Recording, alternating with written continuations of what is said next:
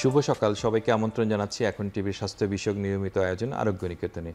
আজ আমরা কথা বলবো স্বাস্থ্য খাত সংস্কার কমিশনের সুপারিশসমূহ বাস্তবায়ন প্রসঙ্গে।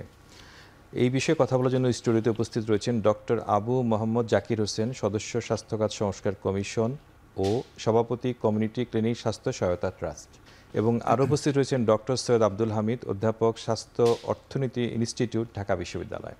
আপনাদের দুজনকে স্বাগত। ধন্যবাদ। আমি প্রথমে জাকির স্যারকে দিয়ে শুরু করতে চাই যে আমরা গত 5ই মে 2025-এ মাননীয় প্রধান উপদেষ্টার কাছে স্বাস্থ্যখাত সংস্কার কমিশন একটি রিপোর্ট হস্তান্তর করেছে, তাদের সুপারিশমালাগুলো। এই সুপারিশমালা প্রণয়ন করার ক্ষেত্রে আপনারা কি কি পদ্ধতি অনুসরণ করেছিলেন? আমরা সাথে কথা বলেছেন, কিভাবে উপাত্ত সংগ্রহ করেছেন? আমাদের 12 জনের একটা গ্রুপ ছিল সদস্য, এবং তার মধ্যে যিনি চেয়ারম্যান উনিও ছিলেন, এবং এই 12 জন বিভিন্ন ব্যাকগ্রাউন্ডের, যদিও মোটামুটি সবাই চিকিৎসক, একজন ব্যুরোক্র্যাট ছিলেন রিটায়ার্ড, তো তারা কিন্তু বিভিন্ন ব্যাকগ্রাউন্ডের, এবং এমনকি একজন স্টুডেন্টও ছিলেন আমাদের সাথে। এইটা হলো আমরা নিজেরা আলোচনা করেছি, আমার এক্সাক্ট খেয়াল নাই, সম্ভবত 80টার মতো আমরা সভায় মিলিত হয়েছিলাম। এটা হলো একটা দিক, এবং সে মিলিত আলোচনায় আমরা বিভিন্ন স্বাস্থ্য যে ইনফ্রাস্ট্রাকচার আছে বা এটার যে সিস্টেমটা আছে এটা নিয়ে আমরা বিভিন্ন বিষয়গুলো নিয়ে আলোচনা করে একটা সিদ্ধান্তে এসেছি। মাঝে মাঝে আমাদেরকে একটু তর্ক বিতর্ক করতে হয়েছে, বিভিন্ন তথ্য নিয়ে আসতে হয়েছে। জ্ঞানী লোকজন তো ডিবেট করবে। বিভিন্ন তথ্য আমরা সংগ্রহ করেছি। আমাদের একটা বড় তথ্য এসছে বাংলাদেশ ব্যুরো অফ স্ট্যাটিস্টিক্স থেকে। আমরা একটা তারা প্রায় 8,000 মানুষের মধ্যে দৈবচনের মাধ্যমে র্যান্ডম বিভিন্ন ব্যাকগ্রাউন্ডের বিভিন্ন প্রফেশনের তথ্য নিয়ে এসেছিলেন। তো সেই তথ্যকে আমরা ব্যবহার করেছি। এছাড়া আমরা বিভিন্ন স্টেক হোল্ডারদের সাথে কথা বলেছিলেন। হ্যাঁ, অনেক স্টেক হোল্ডারের সাথে আলোচনা হয়েছে আমাদের, বিভিন্ন প্রফেশনাল গ্রুপের সাথে আলোচনা হয়েছে, রাজনৈতিক নেতৃবৃন্দ যারা আছেন তাদের সাথে আলোচনা, এবং তাদের যে ডাক্তারের যে গ্রুপ আছে তাদের সাথে আমরা আলাপ করেছি। এবং আমাদের এখানে সংস্কার কমিশনও তিনটা সংস্কার কমিশনের প্রতিনিধি আমাদের সাথে বসছিলেন। তো এই সামগ্রিকভাবে এইগুলো, এবং যেটা তথ্যের কথা বললাম, বিভিন্ন স্টাডিজগুলো আমরা পরীক্ষা নিরীক্ষা করেছি, তার ভিত্তিতে কিন্তু আমরা এই যে আমাদের প্রতিবেদন তৈরি করেছি। ডক্টর সৈয়দ আব্দুল হামিদ, আমরা জানি যে বাংলাদেশের স্বাস্থ্য অর্থনীতি নিয়ে আপনি অনেকদিন থেকে কাজ করছেন। বিভিন্ন, আমার মনে হয় না যে অর্থনীতি, স্বাস্থ্যকে যে অর্থনীতিভাবে বিশ্লেষণ করা যায়, এটা নিয়ে কাজ করা যায়, এটার তো আপনার প্রচুর কাজ আছে। আমরা গবেষণা থেকে শুরু করে সব কিছু। বাংলাদেশে প্রায় একটা কথা হয়ে থাকে যে আমাদের আউট অফ পকেট এক্সপেন্ডিচারের কথা বলা হয়ে থাকে, প্রচুর আউট অফ পকেট এক্সপেন্ডিচার এই কথাটা, এবং আমাদের বাজেটের পরিমাণ অনেক কম, 0.7% অফ জিডিপি, ওইটার একটা কথা। আমাদের টোটাল বাজেটের পরিমাণ কেমন, এবং স্বাস্থ্য খাতে বাজেট 5% করার ক্ষেত্রে সংস্কার কমিশনের একটা প্রস্তাবনা আছে, এবং রাজনৈতিক দলগুলোর মধ্যে একটি ঐক্যমত আছে। আমরা দেখেছি সবাই কিন্তু এটাই চান। এটা কতখানি প্রাসঙ্গিক, এটাকে বাস্তবায়ন করতে কেমন সময় লাগতে পারে বা কিভাবে করা সম্ভব? অনেক ধন্যবাদ। সম্ভবত স্বাস্থ্য খাতের বাজেট 5% এখন আছে, এটা হয়তো 15% নেওয়ার জন্য আপনারা 15% হলো যে ইয়ারলি বাজেটের অ্যানুয়াল ডেভেলপমেন্ট, আর জিডিপির 5%। আমরা যদি জিডিপির হিসাবটাতে আসি, আমাদের এখন যে জিডিপির অংশটা যেটা আমরা সরকারি খাতে যেভাবে যেটা ব্যয় করা হয় সেটা কিন্তু 0.74, দ্যাট মিনস 1%ও না। তাহলে সেইটা 5% কিন্তু, তাহলে দেখা যাচ্ছে এটা কিন্তু এখনকার যে বাজেট সেটার প্রায় 7 গুণ বা 8 গুণ বেশি হবে, হিউজ বাজেট। আমরা যদি এখনকার বাজেটটা বিবেচনা করি যে গত বছর যেটা দেওয়া হলো 42,000 কোটি টাকা, এই 42,000 কোটি টাকা আলটিমেটলি যেটা স্বাস্থ্যখাত খরচ করতে পারবে সেটা হচ্ছে 20-25,000 কোটি টাকা। তার মানে প্রায় 45% কিন্তু খরচ করতে পারবে না।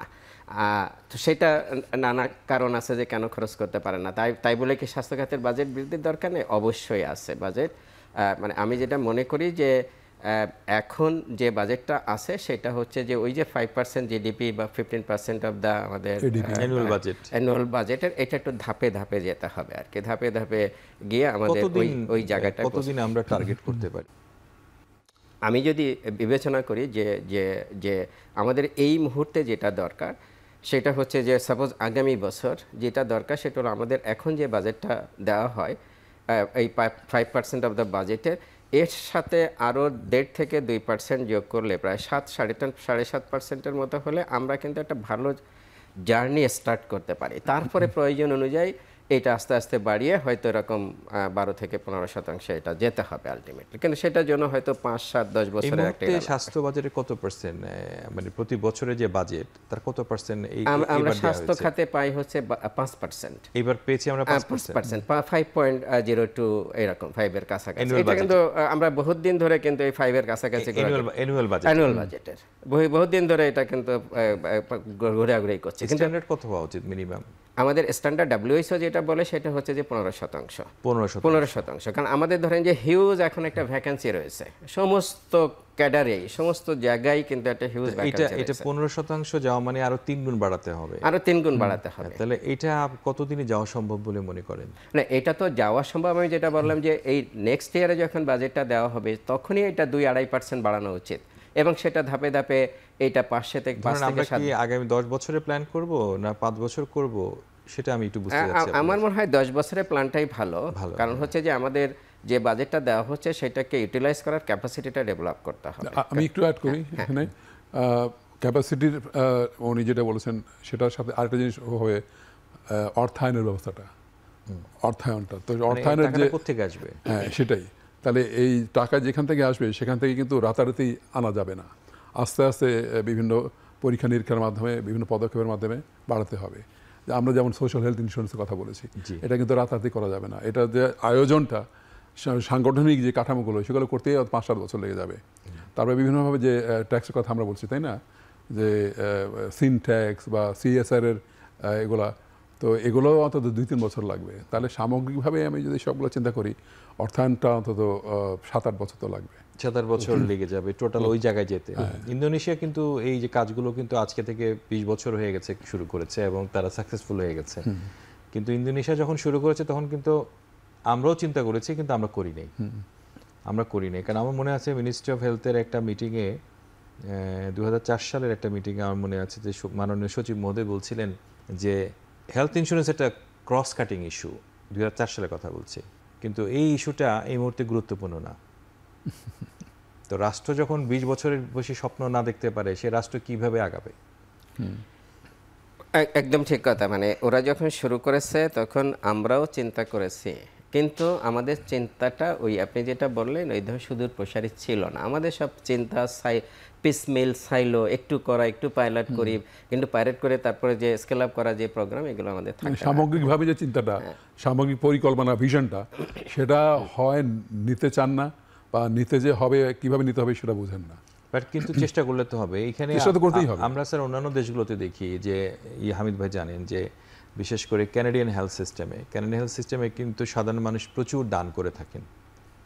ইন্ডিভিজুয়াল হসপিটাল এবং ইউকেতেও ওরা কিন্তু নানা ধরনের প্রোগ্রাম অ্যারেঞ্জ করেন, নানা ধরনের প্রোগ্রাম, কমিউনিটিগুলো কিন্তু প্রচুর এলাকা বেসড হসপিটালকে প্রচুর ডোনেট করে, মিলিয়ন ডলার ডোনেশন করেন। কিন্তু ওরা কিন্তু ওগুলো নিয়ে কিন্তু হসপিটালগুলো ডেভেলপ করে। এমনও আছে, যেমন সিঙ্গাপুরও দেখেছি আপনার, যেই ব্যক্তি সিঙ্গাপুরে যিনি প্রোটন সেন্টার, ন্যাশনাল ক্যান্সার সেন্টারে, ওটার $50 মিলিয়ন দিয়েছেন একজন ব্যবসায়ী। 50% অফ দ্য প্রাইস দিয়েছে একজন ব্যবসায়ী। ওই ব্যবসায়ীর নামে কিন্তু সেন্টারটার নাম হয়ে গেছে।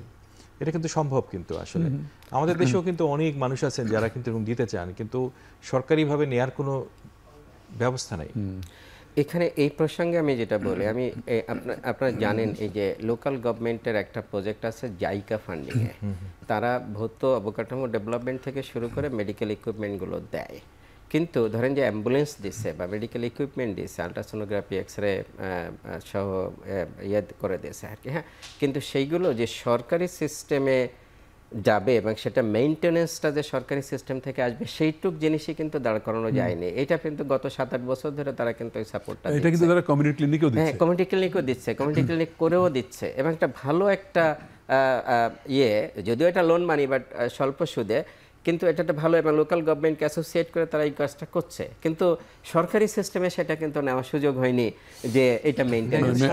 কালকে আমি একজন TSF থেকে জিজ্ঞেস করলাম যে আপনার ওখানে কি এই সাহায্য পৌঁছাইছে? বলো যে হ্যাঁ পৌঁছাইছে, আমরা একটা অ্যাম্বুলেন্স পেয়েছি, সেই অ্যাম্বুলেন্সটা এখন যেহেতু ড্রাইভার নাই, সরকারি ওয়েতে চালান নাই, তাহলে তারা অ্যাম্বুলেন্সটাকে কি করছে, একজন ড্রাইভার রেখেছে, তারপরে সেই ওখান থেকে অ্যাম্বুলেন্স থেকে যে আর্নিং হয় ড্রাইভারের বেতন দেয়, তেলের পয়সা চলে। এই আমি বললাম কি এটা কি রোগীদের উপকার হচ্ছে? হ্যাঁ রোগীদের উপকার হচ্ছে, কারণ আমার ওখানে প্রাইভেট অ্যাম্বুলেন্সের ওই পুলটাও এরকম নাই, সেটা উপকার হচ্ছে। কিন্তু এই সিস্টেম আনার, এই যে মেনটেনেন্স করার, তার ফুয়েলিং দেওয়ার, এটার জন্য কোনো কিন্তু নিয়মিতকরণের যে পদ্ধতিটা সেটা আর কি। এবং এটা নিতেও চায় না যে এইটা যে আপনি যেটা বললেন যে কানাডাতে কিন্তু ওই সুযোগটা তো আছে, তাদের শুরু থেকে এই সুযোগটা করে দেওয়া হয়েছে। আর আমাদের শুরু থেকে এটা একদম আষ্টপৃষ্ঠে বেঁধে রাখা হয়েছে যে না। কানাডিয়ান হেলথ সিস্টেমে প্রত্যেকটা প্রতিষ্ঠান, কোনো প্রতিষ্ঠান কিন্তু সরকারি না, সমস্ত প্রতিষ্ঠান কিন্তু কোনো না কোনো গ্রুপ বা কমিউনিটি তৈরি করেছে, অথবা বেসরকারি লোকজন। সরকার শুধু ম্যানেজ করে, সরকার শুধু ম্যানেজ করে, ফান্ডিং করে, ফান্ড রিভার্স মানে রিইনভার্স করে, এবং জেনারেল ফিজিশিয়ানও তাই। স্যার এই প্রসঙ্গে আপনাকে একটু জিজ্ঞেস করি যে প্রাথমিক স্বাস্থ্যসেবা সংস্কার কমিশনের প্রস্তাবনায় প্রাথমিক স্বাস্থ্যসেবা বিনামূল্যে দেওয়ার কথা বলা হয়েছে, এর অর্থ কী? প্রাথমিক স্বাস্থ্য পরিচর্যা বিনামূল্যে সবার জন্য দেওয়া হবে, এবং সেটা হলো একটা স্তর পর্যন্ত। যেমন যদি আমি চিকিৎসার কথা বলি, তাহলে সাধারণ রোগের যেগুলো কমনলি হয় দেশে, সেগুলোর চিকিৎসা, হয়তো আঘাত, হাত পা ভেঙে গেছে এরকম, আর যে সংক্রামক রোগগুলো আছে, অসংক্রামক রোগের প্রাথমিক চিকিৎসা, স্বাস্থ্য বিষয়ে যে মানুষকে অবগত করা, কিভাবে রোগ নিয়ন্ত্রণ করতে হয়, কিভাবে রোগ প্রতিরোধ করতে হয়, এবং এই কাজগুলো, এগুলো কিন্তু একদম ফান্ডামেন্টাল বেসিক, একেবারে প্রাথমিক স্তরের এই কাজগুলো যদি সেবাগুলো দেয়া যায়, তাহলে সামগ্রিকভাবে পদ্ধতির মধ্যে, সিস্টেমের মধ্যে একটা খুব গুণগত মান এবং পরিমাণের একটা পজিটিভ রেজাল্ট তৈরি হবে। এই জন্য আমরা বলছি এইগুলো কিন্তু সবার দরকার, সে দরিদ্র হোক ধনী হোক, সেবা গ্রহণ করার জন্য তার সামর্থ্য থাকুক না থাকুক, এগুলো সবাইকে বিনা পয়সা দিতে হবে। এটা দিলে হবে কি যে রোগের সংখ্যা অনেক কমে যাবে, রোগ এবং রোগীর সংখ্যা কমে যাবে। তাহলে এই যে এখন উপরে এসে জেলা পর্যায়ে, বিভাগীয় পর্যায়ে, জাতীয় পর্যায়ে সাধারণ রোগ নিয়ে চলে আসে, এটা কিন্তু আর আসবে না। তাহলে উপরে রোগী কম আসলে পরে তাহলে তাদেরকে আরও অনেক গুণগত মানসম্পন্ন সেবা দেওয়া সম্ভব হবে। আর নিচের দিকে যেটা আছে প্রাথমিক স্বাস্থ্য, এখন কথা হলো প্রাথমিক সেবা যে আমি বিনা পয়সা দেবো, সেটাও কিন্তু আমাদের প্রতিবেদনে আমরা উল্লেখ করেছি কিভাবে এই অর্থটা সংগ্রহ হবে। স্যার একটা প্রশ্নটা হলো যে প্রাথমিক স্বাস্থ্য সেবাটা আপনারা বিনামূল্যে দেওয়ার কথা সংস্কার কমিশন বলেছে। বাংলাদেশের সংবিধানের 15, 18 এই দুটো অনুচ্ছেদেই কিন্তু যেহেতু স্বাস্থ্যসেবাকে মৌলিক অধিকার হিসেবে বলা হয়েছে, তাহলে এটার জন্য আবার এই কথাটা কেন বলতে হলো? আমি এটার সাথে অ্যাড করি, সেটা হলো যে বিনামূল্যে তো আমাদের ইউনিয়ন, উপজেলা বা ডিস্ট্রিক্টে যে সেবাটা, সেটা তো অনেকটাই বিনামূল্যে, 10 টাকার টিকিট, আর ডায়াগনস্টিকের জন্য কিছু পয়সা নেয়, ওষুধও তো ফ্রি।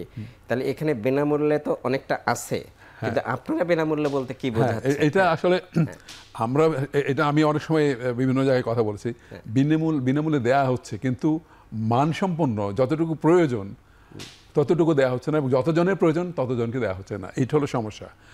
সংবিধানে যেটা বলা আছে ওইটা হলো, ওটার মধ্যে আইনের যে শক্তি সেটা নাই, এটা একটা মৌলিক অধিকার বলা হয়েছে, কিন্তু এই অধিকারটা কিভাবে নিবে মানুষ, কিভাবে সরকার দিবে, সেটা কিন্তু পরিষ্কার নাই, মানে প্রাপ্যতাটা নিশ্চিত করা না, ওটা আইনের ভিত্তি নাই। এই জন্য আমরা বলেছি যে আইনে এখানে একটা সংশোধন আনতে হবে, যাতে করে প্রাথমিক স্বাস্থ্য পরিচর্যা প্রাপ্যতাটা নিশ্চিত করতে হবে তাদের। এখানে একটা কথা বলিনি, আমি ভুলে গেছি। ওই যে প্রাথমিক স্বাস্থ্য সেবা তো সবাইকে বিনামূল্যে দেওয়া হবে, তারপরে যদি সেই স্তরে যদি সেবাটা না দেওয়া যায়, তখন রেফারেল হবে, এবং উপরের দিকে রেফারেল ছাড়া কেউ যাবে না। তাহলে এখানে একটা আসলে পদ্ধতিগত একটা পরিবর্তন আসবে। ওখানে ডক্টর হামিদ যে রেফারেলের কথা বলছেন স্যার, যে বাধ্যতামূলক রেফারেলের কথা বলা হচ্ছে, এটা আসলে কি বোঝায়? এটা সুবিধা কি বা আর্থিকভাবে কি? দেখুন, যে রেফারেল বলতে আমরা যেটা বুঝি সেটা হচ্ছে ফরওয়ার্ড রেফারেল এবং ব্যাক রেফারেল। দ্যাট মিনস আমাদের রেফারেলটা তৈরি করতে গেলে আমাদের যে প্রাইমারি লেভেলে যে ফ্যাসিলিটিগুলো আছে, বিশেষ করে ওয়ার্ড এবং ইউনিয়নে, সেইটাকে শক্তিশালী করতে হবে। তার মানে এবং সেটাকে শক্তিশালী করে আমাকে বলতে হবে, মানে জনগণকে বলতে হবে যে তুমি যদি এই সেন্টারে না গিয়ে যদি সরাসরি উচ্চতর সেন্টারে যাও তাহলে কিন্তু তুমি সেবা পাবা না, অথবা তোমাকে ফিস দিতে হবে, অথবা তোমাকে লং কিউতে থাকতে হবে। এরকম একটা ব্যারিয়ার তৈরি করতে হবে। কিন্তু তার আগে আমার যাওয়ার জন্য যে প্রাইমারি কেয়ার সেন্টারটা, আমার কনফিডেন্সের জন্য যে আমি হ্যাঁ ওখানে আমি প্রাইমারি কেয়ারটা পাবো, সেইটা কিন্তু আগে করতে হবে। সেটা করে তারপরে আমাকে যদি বলা হয় যে তুমি উচ্চতর সেন্টারে গেলে তোমার এই ব্যারিয়ারগুলো ফেস করবা, তখন কিন্তু আমার জন্য এটা আমি মেনে নেব। তাহলে ইনভেস্টমেন্টটা করতে হবে আগে, কিন্তু প্রাইমারি হেলথ কেয়ার সেন্টারে যেটা সেটা মানুষের যাওয়ার মতো প্রফেসর হয়। হামিদের এই কথার সাথে আমার মনে পড়লো, হ্যাঁ। আমাদের প্রতিবেদনে কিন্তু আমরা বলেছি যে প্রাথমিক স্বাস্থ্য, প্রথম হলো প্রাথমিক স্বাস্থ্য সেবার যে স্তরগুলো আছে এগুলোকে শক্তিশালী করতে হবে, মানুষ যাতে আসে এবং এটা একটা একটা আস্থা নিয়ে আসে, এবং যখন রেফার করা হবে তাহলে যেখানে রেফার করা আছে ওখানে রেফারকৃত সেবা দেয়া হবে,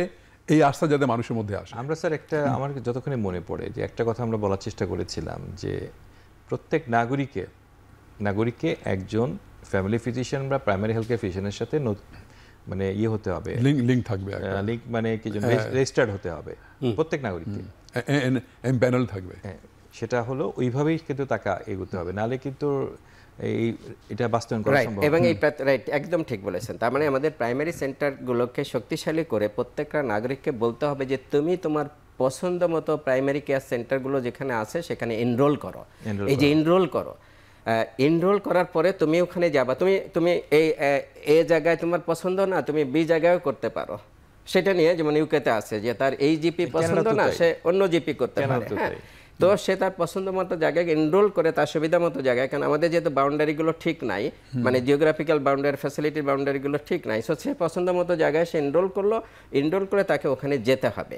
যাওয়ার পরে তারপরে ওখানে সে কাঙ্ক্ষিত সার্ভিস যেটা পাওয়ার কথা ওই লেভেলে সেটা পাওয়ার পরে তারপর উচ্চতর সেন্টারে যাবে। কিন্তু কন্ডিশন যেটা, যে রিফার রোগীর ক্ষেত্রে উচ্চতর সেন্টারে আগে থেকে জানতে হবে যে কয়টা রোগী এখানে আসছে, সেই মেকানিজমটা তৈরি করতে হবে ডিজিটাল সিস্টেমে।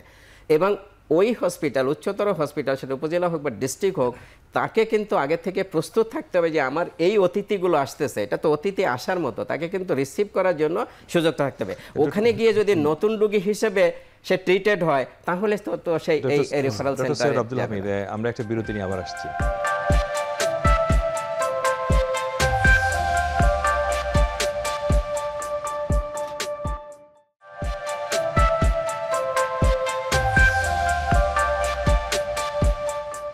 আপনি যা বলছিলেন আর কি, যদি মানে এটা খুব সংক্ষেপে বলি তাহলে আমরা অনেকগুলো বিষয় নিয়ে কথা বলতে পারবো। আমার দ্বিতীয় একটা প্রশ্ন আপনাদের কাছে আছে যে আলোচনাগুলো করছেন স্বাস্থ্য সেবাকে বিকেন্দ্রীকরণ করা এবং রাষ্ট্রের সকল কিছুকে বিকেন্দ্রীকরণ করার কিন্তু একটি কথা সব জায়গায় বলা আছে। এখন দেখা যাচ্ছে স্বাস্থ্য মন্ত্রণালয় সব ট্রান্সফার পোস্টিং থেকে শুরু করে সব করেন, ডিজি অফিসও দেখা যায় প্রচুর ট্রান্সফার পোস্টিং করেন, অথবা ডিভিশনাল ডাইরেক্টর লেভেলে ওগুলো, অথবা ডিস্ট্রিক্ট লেভেলে অথবা উপজেলা লেভেলে, এই জিনিসগুলো কিন্তু আসলে বিকেন্দ্রীকরণ হয়নি। স্বাস্থ্য খাত সংস্কার কমিশন কিন্তু এটা প্রস্তাবনা দিয়েছে, প্রস্তাবনাগুলোর মধ্যে এগুলো কিন্তু সব ডিসেন্ট্রালাইজ করে দিতে বলছে, হেলথ ট্যাক্সের জন্য সহ বিভাগের পর্যায়ে সব করে দিতে বলেছে। ঢাকা এবং চট্টগ্রামের ক্ষেত্রে মেট্রোপলিটন আলাদা করে দিতে বলেছে। এগুলো বাস্তবায়নের পথ কি, কীভাবে বাস্তবায়ন করবে? পাশাপাশি আরেকটা কথা ওনারা বলেছিলেন যে জুডিশিয়াল সার্ভিসের মতো সার্ভিসকে যেভাবে করা হয়েছে, জনপ্রশাসন সংস্কার কমিশন যেমন অ্যাডমিনিস্ট্রেটিভ সার্ভিসের কথা নতুন করে করতে বলেছে, জুডিশিয়াল সার্ভিসের মতো করে স্বাস্থ্য সার্ভিস, এডুকেশন সার্ভিসও তৈরি করার কথা বলা আছে। এখন ডিসেন্ট্রালাইজেশনের ধরনটা আমাদের বুঝতে হবে যে আমরা কি উপজেলার যে হসপিটাল বা ডিস্ট্রিক্ট হসপিটাল সেটা রিক্রুটমেন্ট সহ সে পুরোটা করবে, নাকি তাকে ফাইন্যান্সিয়াল অটোনমি দেওয়া হবে। এই জায়গাগুলোতে আমাদের হয়তো ধাপে ধাপে বুঝতে হবে। আমরা যদি, আপনার সংস্কার কমিশন এটা ক্লিয়ার করেছেন যে এটাকে দিয়ে দেওয়া উচিত, যে পুরোটাই হচ্ছে যে এটা ডিসেন্ট্রালাইজ করা উচিত, সেটা অবশ্যই যুক্তি আছে। কিন্তু আমরা হয়তো ধাপে ধাপেও যেতে পারি, যে আগে ফাইন্যান্সিয়াল কিছুটা যে রেস্ট্রিকশনগুলো আছে সেটা করে তারপরে অবকাঠামোগুলো তৈরি করে ফেলতে হবে। কারণ আমাদের স্ট্রাকচারালি যদি আপনি কোনো কিছুকে শুরু না করেন, আমরা আমাদের মানে আমরা থিসিসের মধ্যে থেকে যাব অথবা গবেষণা পর্যায়ে থেকে যাব, আমরা আর কাজ করতে পারবো না। এখানে প্রতিবেদনের মধ্যে যা আছে, এখানে আমি সৈয়দ হামিদ বলার পর আমি বলবো প্রতিবেদনের মধ্যে কি আছে এই জিনিসগুলো ধাপে ধাপে নিশ্চয়ই এটা করতে হবে। আর আপনি পরের যেটা বললেন সেটা হচ্ছে যে জুডিশিয়াল সার্ভিসের মতো যে একটা হেলথ সার্ভিস যেটা করা উচিত, এটা তো বহুতবার করে আমরা বলে আসছি যে স্বাস্থ্য যদি স্বাস্থ্যের লোকজন দিয়ে একদম স্বাস্থ্য প্রভিশন থেকে শুরু করে স্বাস্থ্যের সুপ্রিম ম্যানেজমেন্ট পর্যন্ত এটা যদি স্বাস্থ্যের লোকজন না থাকে, স্বাস্থ্য মানে আমি এখানে মেডিকেল ডক্টর বোঝাইনি, স্বাস্থ্য মানে যারা স্বাস্থ্য নিয়ে কাজ করছে, হেলথে নন ডক্টরও হতে পারে। সো এই লোক দিয়েকেই স্বাস্থ্যের টোটাল যে সিস্টেমটা সেটা ম্যানেজমেন্ট যদি না করা হয় তাহলে বাংলাদেশের স্বাস্থ্য কখনো ভালো হবে না। কারণ এই স্বাস্থ্য বুঝতে গেলে অন্য ক্যাডার থেকে সে যত বেশি ভালো ম্যানেজারিয়াল স্কিল নিয়ে আসুক বা ট্যালেন্ট থাকে। আমার আপনার কাছে এখানে ছোট্ট একটা প্রশ্ন আছে, যে প্রশ্নটা হলো যে জুডিশিয়াল সার্ভিস যেটা, সেটা কি রাষ্ট্রের বা সরকারের অংশ কি অংশ না? না, সেটা সরকারের অবশ্যই অংশ, সরকারের অংশ, কিন্তু সিভিল সার্ভিসের আমি যে প্রশ্ন করছি সেই প্রশ্নটার মধ্যেই থাকি, যে সুপ্রিম কোর্ট কি সরকারের অংশ না অংশ না? সুপ্রিম কোর্ট সরকারের অংশ। এটাকে আমরা বলি প্যারাস্টেটাল বডি। রাষ্ট্রের প্যারাস্টেটাল বডিগুলো কিন্তু এরকমই থাকবে, যারা যেমন আমাদের অনেকগুলো অর্গানাইজেশন আছে, আমরা যে সাংবিধানিক প্রতিষ্ঠানগুলো, যেমন আপনি অডিট অ্যান্ড অ্যাকাউন্ট জেনারেল, এগুলো কিন্তু সাংবিধানিক প্রতিষ্ঠান। এই প্রতিষ্ঠানগুলো কিন্তু রাষ্ট্র সরাসরি মানে রাষ্ট্রের মানে আমরা যে এক্সিকিউটিভ, রাষ্ট্রের যে এক্সিকিউটিভ বডি কিন্তু সরাসরি নিয়ন্ত্রণ করে না, যত কমিশন আছে সবগুলো নিয়ন্ত্রণ করে না, যত কমিশন আছে। স্যার একদম ঠিকই বলেছেন। তো তাহলে এটা তার মানে সরকারেরই একটা অংশ, সরকারের অংশ। এবং কারো কারোর মধ্যে এরকম ভীতি আছে যে আপনার আমরা যদি এরকম জুডিশিয়াল সার্ভিসের মতো বাংলাদেশ হেলথ সার্ভিস করে ফেলি, তাহলে এখানে কি ক্যাডার চলে যাবে, চাকরির ক্ষতিগ্রস্ত হবে, এরকম কি কোনো ঝুঁকি আছে? না, মানে এটা অ্যাপ্রিহেনশন, এটা মানুষ বিশেষ করে মেডিকেল ক্যাডারের যারা অফিসার তারা মনে করে যে আমাদের অ্যাটলিস্ট আমরা তো সিভিল সার্ভিসের পার্ট, আমাদের ফার্স্ট ক্লাস অফিসার হিসেবে কাউন্টেড হচ্ছে। বাট এই ফার্স্ট ক্লাস অফিসার হিসেবে কাউন্ট করতে গিয়ে আপনি দেখেন তো না ওটা কি ফার্স্ট ক্লাস অফিসার না? হ্যাঁ, ফার্স্ট ক্লাস অফিসার। জুডিশিয়াল যারা তারাও ফার্স্ট ক্লাস অফিসার, তাই না? ওরাও ফার্স্ট ক্লাস, কারণ ওরাও তো একটা রিক্রুটমেন্ট সেন্ট্রাল একটা রিক্রুটমেন্ট প্রসেসের মাধ্যমে আসবে, সেটা হয়তো জুডিশিয়াল সার্ভিস কমিশনের মতো ওই রকম একটা কমিশন আলাদা সেপারেট রিক্রুট করবে এবং কুইক রিক্রুটমেন্ট হবে। এখন যেটা প্রবলেম, কুইক প্রমোশন হবে, কুইক সিদ্ধান্ত নেওয়া যাবে। তার মানে হচ্ছে যে যদি মেডিকেল প্রফেশনালদের ভাগ্য বদলাতে হয় তাহলে অবশ্যই কিন্তু এই ধরনের একটা এই যে বাংলাদেশ হেলথ সার্ভিস কমিশন করা উচিত, যেটা আমরা কিন্তু সংস্কার কমিশন হওয়ার বহুত আগে থেকে কিন্তু বলে আসছি। একদম ঠিক, আমার মনে আছে যে আপনি এই কথা সবসময় বলতেন। আমরা যখন সংস্কার কমিশনে আসার আগে থেকে আপনি কিন্তু প্রায় কথা বলতেন যে কিভাবে এই কাঠামোগত কারণ আমার আন্ডারস্ট্যান্ডিং যেটা, যে জুডিশিয়াল সার্ভিস কমিশন যেভাবে বাংলাদেশে কাজ করে, এবং আমরা যখন ঢাকার বাইরে বিভিন্ন মিটিংয়ে গেলাম তখনও দেখলাম যে তাদের স্ট্যাটাস, সোশ্যাল পজিশন, কাজ করার ক্ষমতা সব দেখলাম যে রাষ্ট্রের অন্যান্য অংশের থেকে কিন্তু কম না, কিন্তু অনেক ভালো। তো সেই জন্য কিন্তু আমাদের এটা নিয়ে খুব বেশি চিন্তার কারণ নেই, কারণ এটাই রাষ্ট্রের অংশ, এটাই সরকারের অংশ, এবং সরকারের অন্যান্য যারা যেমন পায়। আমি জাস্ট একটু আপনাকে বলি, যারা আমরা বিশ্ববিদ্যালয়ের শিক্ষক আছি, আপনি আছেন, আমি আছি, আমরা যারা বিশ্ববিদ্যালয়ের শিক্ষক আছি, রাষ্ট্রের যে ওয়ারেন্ট অফ প্রেসিডেন্সি কিন্তু আমরাও কিছু সুবিধা বা পাই। যেমন ধরেন আপনি বিমানে চড়তে গেলে একটা স্ট্যাটাস পান, বা অন্য আমরা তো এগুলো পাই, অন্যান্য পরিমাণ কিন্তু আমরা পাই না তা না, আমরা সবাই পাই। কারণ যদিও এটা অটোনোমাস, ঢাকা বিশ্ববিদ্যালয় তো autonomous, Bangladesh medical institute autonomous, তারপর তো আমরা পাচ্ছি। তার মানে এই অটোনোমাস গুলো কিন্তু রাষ্ট্রেরই অংশ, অবশ্যই এটা কিন্তু আলাদা না। ধারণাটা আছে যে বিসিএস থেকে বেরিয়ে আসলে বাংলাদেশ হেলথ সার্ভিস কমিশন করলে, এখন তো যে প্রস্তাবনাটা আছে, প্রস্তাবনাটা কিন্তু সব কথাই এখন হবে সার্ভিস, রাইট, অ্যাডমিনিস্ট্রেটিভ সার্ভিস। এইটা বেরিয়ে আসলে যে এই ডাক্তারদের মর্যাদা খর্ব হবে কিছু নাই, এটা ট্রান্সফরমেশন, মানে সেটাই ট্রান্সফরমেশন, সেটাই। এটা আসলে মর্যাদা খর্ব হবে, এই ধারণাটা অমূলক, বরং মর্যাদা অনেক বাড়বে। আপনি যেটা বললেন যে এখন ডিস্ট্রিক্ট জাজরা তারা তো সেক্রেটারি বা সিনিয়র সেক্রেটারি, সম্ভবত সেক্রেটারি পদমর্যাদার সম্ভবত অফিসার, এক নম্বর, হ্যাঁ এক নম্বর ডিস্ট্রিক্ট সেশন জাজের, হ্যাঁ, তাই না? তাহলে সেক্ষেত্রে এই সুযোগগুলো কিন্তু তৈরি হবে, এবং সেটা দরকার। তাদের বেতন ভাতা সব তো রাষ্ট্র থেকেই হবে। প্রশাসনিক সংস্কার কমিশন যেটা আছে, তারা একটা প্রস্তাব দিয়েছিল যে শিক্ষা এবং স্বাস্থ্য আলাদা হয়ে যাবে, আলাদা সার্ভিস, আলাদা মানে আলাদা সার্ভিস, আলাদা সার্ভিস, আলাদা মানে আলাদা সার্ভিস, আর অ্যাডমিনিস্ট্রেটিভটা আলাদা একটা সার্ভিস হবে। আচ্ছা, এখন স্বাস্থ্য যেটা আমরা প্রতিবেদনে বলেছি সেটা আলাদা হলে পরে কিভাবে আলাদাটা হবে? বাংলাদেশ হেলথ সার্ভিস হবে, এবং এখানে ওই প্রশাসনিক সংস্কার কমিশনের প্রস্তাব অনুযায়ী আমরাও বলেছি যে চিফ সেক্রেটারি একজন থাকবেন হেলথের জন্য, এবং উনি সরাসরি, এবং এনারা যেহেতু স্বাস্থ্য বিষয়টা খুবই টেকনিক্যালি খুব কমপ্লেক্স, হ্যাঁ, এবং কারিগরি বিষয়, হ্যাঁ মন্ত্রীর কাছে দায়বদ্ধ হ্যাঁ থাকবে। কারিগরি বিষয় যেহেতু এটা সাধারণ জেনারেল এডুকেশন থেকে যারা আসছেন তারা বুঝবেন না। যেমন আমি একটা ওষুধ কিনতে চাই, কোন ওষুধটা ভালো, কেন আমি এটা কিনবো, এটা কিন্তু সাধারণ মানুষ জানবে না। কোন রোগের জন্য কোন ওষুধ দেবো সেটা, তাহলে আমার ক্রয়টা ডাক্তার মানে ওই সেবা প্রদানকারী ছাড়া বুঝবেন না, এক। আর দ্বিতীয় কথা হলো যে কোন ধরনের সেবা আমার বেশি প্রয়োজন, কোন ধরনের সেবা প্রদানকারী কোথায় কতটুকু থাকবে, এগুলো কিন্তু আসলে সাধারণ এডুকেশন থেকে যারা আসবেন তাদের বোঝার কথা না। এই জন্য আমরা বলেছি যেটা আলাদা আলাদা করতে হবে, এবং চিফ সেক্রেটারি থাকবেন, তারপরে ডিজি যারা থাকবেন তারা সিনিয়র সেক্রেটারি লেভেলে থাকবেন। কেন? কারণ এনারা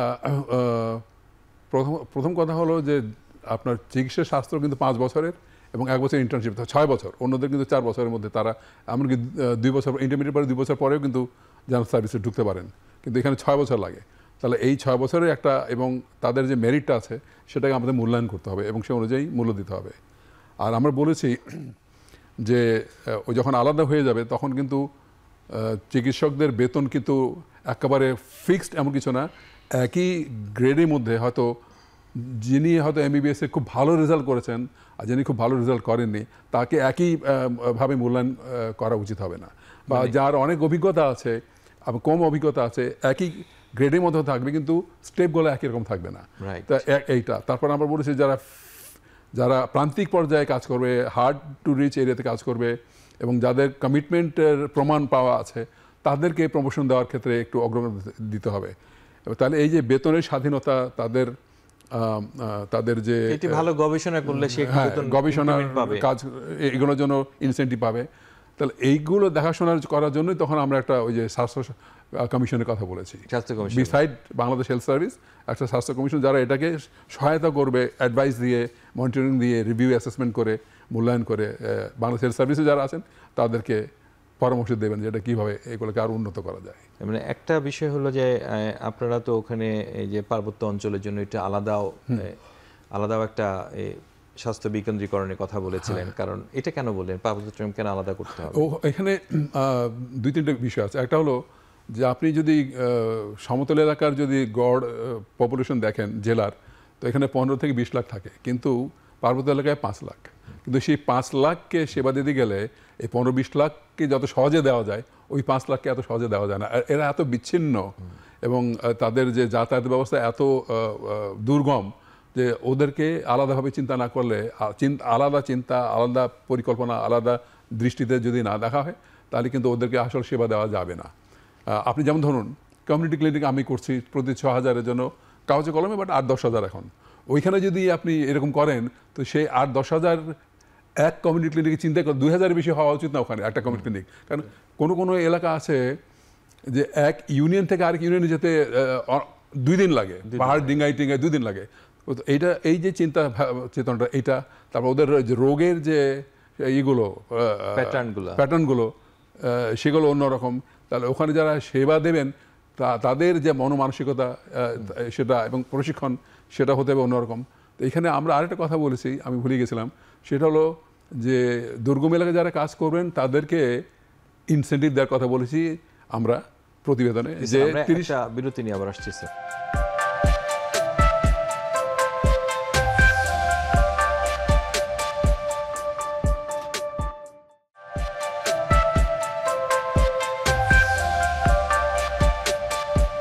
ডক্টর হামিদ, মানে আপনি স্বাস্থ্য খাত বা স্বাস্থ্য বিষয় নিয়ে অনেক লেখালেখি করেন, ডক্টর জাকির স্যারও করেন, আপনারা দুজনেই অনেক বেশি চিন্তাভাবনা করেন এবং লেখালেখি করেন, আপনিও প্রচুর লেখেন। বাংলাদেশ স্বাস্থ্য কমিশন একটা স্থায়ী কমিশনের রূপান্তর করার ক্ষেত্রে স্বাস্থ্য খাত সংস্কার কমিশনের একটি প্রস্তাবনা আছে। তো ওটার মধ্যে 17টা উইংয়ের কথা বলা আছে বা বিভাগের কথা বলা আছে বিভিন্ন বিষয় নিয়ে। এটাকে বলা ছিল যে টেকনিক্যাল বডি যেটা স্বাস্থ্য রিফর্মকে সবসময় দেখবে। এ ধরনের বিষয়গুলা ইউনাইটেড কিংডমে আছে, অন্যান্য দেশে আছে, যে এক্সিকিউটিভ অংশটুকু, যে আমরা বললাম জুডিশিয়াল সার্ভিস বা এটার মতো, যে একটা এক্সিকিউটিভ অংশ কিন্তু এটা কাজ করবে, আর পাশাপাশি কিন্তু আরেকটা বডি কিন্তু থাকবে যারা ওভারভিউ বা আমরা যেটা বলি ওভারসাইট করবে। তো এটার প্রয়োজনীয়তা কেমন এবং করলে কিভাবে করা যায়? আমাদের মনে হয় যে দ্রুততম সময়ের মধ্যে এটা কিভাবে করা সম্ভব? দেখুন, সারা পৃথিবীর কনটেক্সটও যেরকম বাংলাদেশের কনটেক্সটও সেরকম, যে স্বাস্থ্য একটা দ্রুত পরিবর্তনশীল খাত, এটা একটা ডাইনামিক সেক্টর, এটা প্রতিনিয়ত নতুন নতুন জিনিসগুলো আসছে। এখন দেখেন, রাষ্ট্রের কোনো কাঠামো আছে যে আমাদের বর্তমান কোনো কাঠামো আছে যে নতুন জিনিসগুলো অ্যাডাপ্ট করে সেই পরিবর্তনটা চিন্তা করবে বা আনবে, সেটা কিন্তু নাই। ডিজি হেলথ সার্ভিস দিচ্ছে, মিনিস্ট্রি সাধারণ যে পোস্টিং ট্রান্সফার বা অন্য কিছু করছে আর কি, তাই না? আমাদের তো কোনো বডি নাই। তার মানে এরকম নিশ্চয়ই একটা বডি, এবং যেটা আপনার সংস্কার কমিশন বলেছেন সেটা দরকার আমাদের ক্ষেত্রে, অন্তত পৃথিবীর অন্য দেশে না থাকলেও আমাদের কনটেক্সটে দরকার, কারণ আমাদের কনটেক্সটটা একটু ডিফারেন্ট। কারণ আপনার চায়নাতে যেটা আছে সেটা হলো ওদের কিন্তু একটা স্থায়ী স্বাস্থ্য কমিশন আছে, সেটা এক্সিকিউটিভ রোলটা প্লে করে। বাট এখানে আপনারা যেটা বলেছেন সেটা হলো এক্সিকিউটিভ রোল প্লে করবে না, বাট এটা ওই যেটা বলেন ওভারসাইট, সুপারভাইজারি রোল প্লে করবে, যেটা ইন্টিগ্রেট করবে অন্যান্য যে এগুলো আছে আপনারা যেগুলো সাজেস্ট করেছেন। তো এটা দরকার, এটা অনস্বীকার্য যে এটা আমাদের করা দরকার। এখন কোয়েশ্চেন হচ্ছে যে আপনারা রিপোর্ট দিয়েছেন 5 তারিখে মে মাসের, এই বিষয়টা নিয়ে সরকারের হাতে সময়ও নাই, এবং এটা রাজনৈতিক সরকারের সেই ইম্পর্টেন্সটা বুঝতে হয়তো তো সময় চলে যাবে, তাই না? তার মানে এখনই ক্রুশিয়াল সময় যে সরকার একটা অর্ডিন্যান্স করে ফেলতে পারে, এইটা অর্ডিন্যান্স, এবং এটার গঠন পঠন কিন্তু আপনারা অনেকটা সংস্কার কমিশনে বলে দিয়েছেন, সেটাকে আর একটু পরিশুদ্ধ করে দু একজন মানুষকে এনগেজ করে সেটাকে করে তারপরে এটা কিন্তু ভেটিং এর জন্য একটা জিনিস লক্ষ্য করেছি যে জাতীয় সংসদে বেসরকারি যারা সদস্য, বিরোধী দল, তারাও কিন্তু বেসরকারি প্রস্তাবনা দিয়ে থাকেন। বাংলাদেশে এই প্র্যাকটিসটা নাই কেন? আপনিই বা কেন নয় যে আপনি এটা প্রস্তাবনা দিতে পারেন যে কিভাবে একটা অর্ডিন্যান্স ড্রাফট করা যায়? আমরা কি এটা করতে পারি না? একটা অর্ডিন্যান্স ড্রাফট করে সরকারের কাজটাকে সহজ করে দিতে পারি। যেটা আমরা দিয়েছি প্রতিবেদনে, না প্রতিবেদনে তো আপনি একটা জিনিস দিয়েছেন, না ওখানে ওই কমিশন কি কাজ করবে, কেন কমিশন গঠিত হতে হবে, এটাকে যদি এটা বলা হয়েছে। না ঠিক আছে স্যার, এটা যদি আপনি একটা অর্ডিন্যান্স আকারে, মানে বেসরকারি, আমি বলছি কেন, জাতীয় সংসদে কিন্তু আপনি লক্ষ্য করবেন যে বেসরকারি যারা সদস্য আছেন, মানে সরকারি দলীয় না, তারাও কিন্তু বিল উত্থাপন করতে পারেন। বিল উত্থাপন করলে কিন্তু অনেক সময় সেসব বিলও কিন্তু গৃহীত হয়, হয়তো একটু পরিবর্ধন করে গৃহীত হয়। তো আমরা যারা ধরেন আমরা 3 জন মানুষ এখানে কাজ আছি, আমরা কেন এরকম একটা প্রস্তাবনা তৈরি করে সরকারকে দিতে পারি না? না, প্রতিবেদনে যেটা আছে সেটাই তো আমরা কিন্তু ওখানে তো বলেছি কি কাজ করবে এবং কাদেরকে নিয়ে গঠন করবে সেটাও বলা আছে। সেটাই যদি আমরা সরকারকে, সরকার তো আছে, আমরা বললাম আমরা কেন একটা অর্ডিন্যান্স। আমি মনে হয় যে যেটা বুঝতে পারছি আপনি যেটা বলছেন সেটা হচ্ছে যে অর্ডিন্যান্সটা হবে, সেই অর্ডিন্যান্সের একটা ড্রাফট করে ড্রাফট আমরা তৈরি করতে পারি, সেটা ড্রাফট সরকার কাউকে অ্যাসাইনও করতে পারে, আর যদি সরকার অ্যাসাইন না করে তাহলে হচ্ছে যে আমরা যারা নাগরিক, সরকারকে সাহায্য করার জন্য নাগরিক সমাজের অংশ আছি, তারা 2-3 জন রেলিভেন্ট পারসন একত্রিত হয়ে একটা ড্রাফট করে দিতে পারি। সরকার নিল কি নিল না সেটা পরের কথা, কিন্তু করতে পারি। যেরকম আমরা করে দিয়েছি, কিন্তু আমরা কিন্তু 3টা আইনের খসড়া করে দিয়েছি। এই যে একটা স্বাস্থ্য সুরক্ষা যে 3টা আইন, একটা আইন ছিল, এটাকে ভেঙে 3টা আইনের খসড়া করে কিন্তু আমি মিনিস্ট্রিকে দিয়েছি আমার ছাত্রছাত্রীদের সহযোগিতায়। ঠিক একইভাবে কিন্তু এটা আমরা একটা খসড়া তৈরি করে সরকারকে দিতে পারি। এটা থাকলে হয় কি, একটা টেমপ্লেটের মতো থাকলে হয় কি, ওনাদের চিন্তা করতে সহজ হয় আর কি, সময়টা বেঁচে যায়।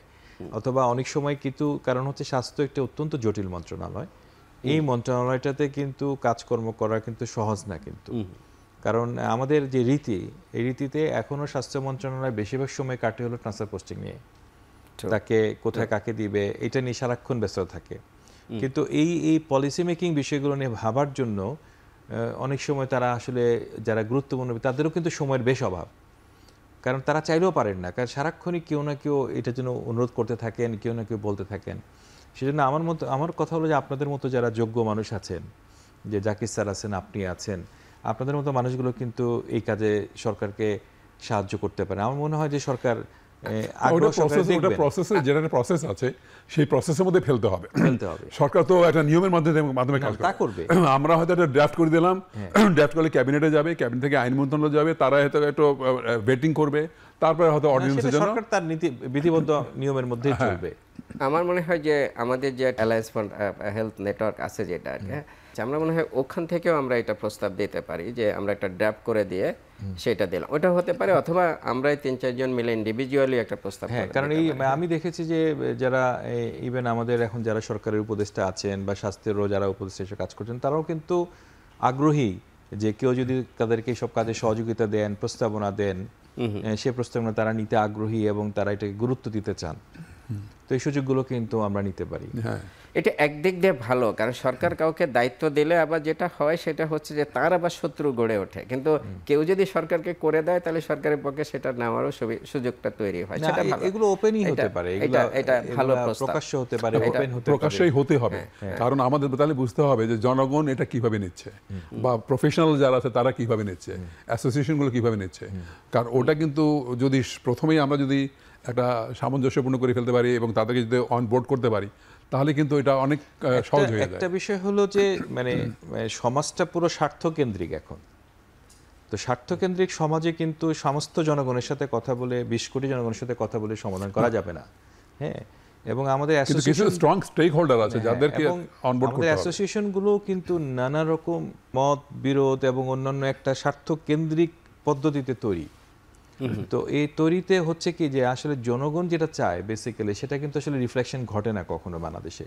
তাহলে আমরা এই উদ্যোগটা নিতে পারি যে এই যে স্বাস্থ্য কমিশন, স্থায়ী স্বাস্থ্য কমিশনের যে আইনি ভিত্তিটা থাকা উচিত, যে অর্ডিন্যান্স আকারে যদি পাস হয় তাহলে সেই অর্ডিন্যান্সের একটা ড্রাফট আমরা করে দিতে পারি, সেম অ্যাজ যে বাংলাদেশ হেলথ সার্ভিস গঠনের যে কথাটা বলা হয়েছে সেটারও একটা কিন্তু রূপরেখা আমরা, যদি আপনাদের ওখানে আছে, বাট ওইটাকে আরেকটু সামনের দিকে এগিয়ে ফাংশনাল করে। একটা অর্ডিন্যান্সের মধ্যে কিন্তু 2-3টা অংশ থাকতে পারে। যেমন আমি একটা উদাহরণ, এই যে স্থানীয় সরকারের 2009-10 সালে যে আইনটা হয়েছে, এখানে বোধহয় সম্ভবত 11টা চ্যাপ্টার আছে। তো এখানে 2-3টে চ্যাপ্টার দিয়ে আমরা মানে বারবার এটার জন্য অর্ডিন্যান্স, ওটার জন্য অর্ডিন্যান্স না করে একটা মধ্যে নেওয়া যায়। বাট কমিশন যেটা আছে এটা দ্যাট শুড বি প্রায়োরিটাইজড। ঠিক আছে, সেটা একটাও হতে পারে, অনেকও হতে পারে, কারণ অনেক সময় এগুলো সহজ করে যায়, আবার অনেক সময় এটা জটিল হয়ে যায়। কারণ যদি ইন্টারমিনিস্ট্রিয়াল অনেক কিছু জড়িয়ে যায় তখন কিন্তু আবার একটু কমপ্লিকেটেডও হয়ে যায় অনেক সময়। আমরা একটা বিরতি নিয়ে আবার আসছি।